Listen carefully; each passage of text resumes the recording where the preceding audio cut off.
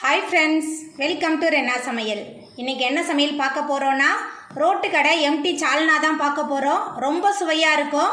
இட்லி, தோசை, பரோட்டா, சப்பாத்தி எல்லாத்துக்குமே ரொம்ப அட்டகாசமா இருக்கும். எளிமையான முறையில் வீட்டில் செய்யக்கூடிய இந்த ரோட்டு கடை சால்னா எப்படி செய்யறதுன்னு வாங்க பார்த்துடலாம். ரோட்டு கடை சால்னா பண்ணுறதுக்கு எண்ணெய் சேர்த்துடலாம். எண்ணெய் கொஞ்சம் தாராளமாக இருந்தால் சால்னா நல்லா இருக்கும். எண்ணெய் சூடாகி வரட்டும். எண்ணெய் சூடாயிட்டு பெரிய வெங்காயம் பொடியாக நறுக்கி வச்சுருக்கேன் 2 சேர்த்துக்கலாம். அது கூடவே 3 தக்காளி பழம் சேர்த்துட்டு நல்லா வதக்கிடலாம். நம்ம சேர்த்த வெங்காயமும் தக்காளியும் நல்லா வதங்கி வந்துருச்சு. இப்போ இதில் ஒரே ஒரு பச்சை மிளகாய் சேர்த்துக்கலாம். உங்கள் காரத்துக்கு தகுந்த மாதிரி சேர்த்துக்கோங்க. அதுக்கப்புறம் இஞ்சி பூண்டு விழுது 2 டேபிள் ஸ்பூன், 1 டேபிள் ஸ்பூன் சோம்பு சேர்த்துக்கலாம். அதுக்கப்புறம் பட்டை, கிராம்பு, கல்பாசி சேர்த்துடலாம். சேர்த்துட்டு நல்லா வதக்கிடலாம். பட்டை, கிராம்பு, ஏலக்காய் எல்லாம் சேர்த்து நல்லா வதக்கியாச்சு. இப்போ இதில் கொஞ்சமாக புதினா சேர்த்துக்கலாம். அதுக்கப்புறமா குழம்பு மிளகாய் தூள் 2 டேபிள் ஸ்பூன் எடுத்துருக்கேன். எல்லாமே உங்கள் காரத்துக்கு தகுந்த மாதிரி சேர்த்துக்கோங்க. அதுக்கப்புறமா கரம் மசாலா 1 டீஸ்பூன் எடுத்துருக்கேன். மறுபடியும் எல்லாத்தையும் நல்லா வதக்கிடலாம். நம்ம சேர்த்த எல்லாமே எண்ணெயில் நல்லா வதங்கி வந்துருச்சு. இப்போ அடுப்பு ஆஃப் பண்ணிவிட்டு ஆற வச்சுட்டு மிக்சியில் சேர்த்துட்டு விழுத அரைச்சிடலாம்.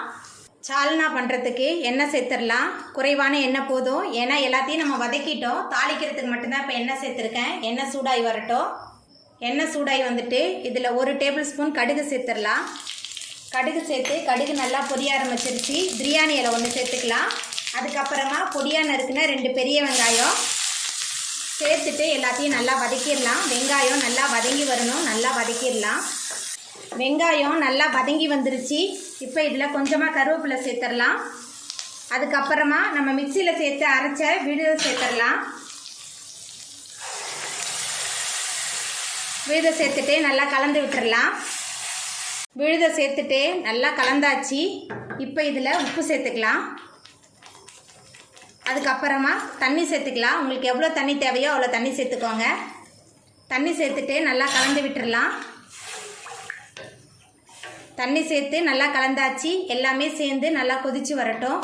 சால்னா நல்லா கொதிச்சு எண்ணெய் பிரிஞ்சு வந்துருச்சு பாருங்கள். நல்லா பர்ஃபெக்டான சால்னா ரெடி ஆகிட்டு இப்போ மேலால் கொஞ்சமாக தேங்காய் விழுது சேர்த்துடலாம்.